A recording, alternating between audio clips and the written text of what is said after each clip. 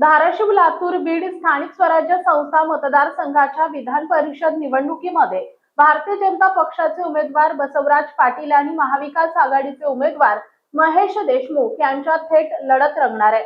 उमेदवारी अर्ज मागे घेण्याच्या अंतिम मुदतीनंतर निवडणुकीचे चित्र स्पष्ट झालं असून दोन्ही प्रमुख उमेदवारांमध्ये सरळ सामना होणार आहे।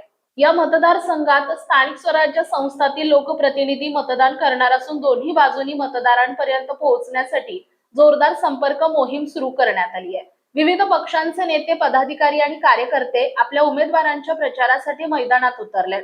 मतदारसंघातील राजकीय समीकरणे, पक्षीय ताकद आणि स्थानिक पातळीवरील संपर्क यामुळे ही निवडणूक चुरशीची होण्याची शक्यता व्यक्त केली जाते।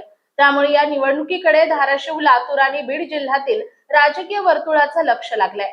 जीटीव्ही मराठी जनतेचा बुलंद आवाज न्यूज चॅनलचे मुख्य संपादक विशाल देशमुख, जिल्हा धाराशिव।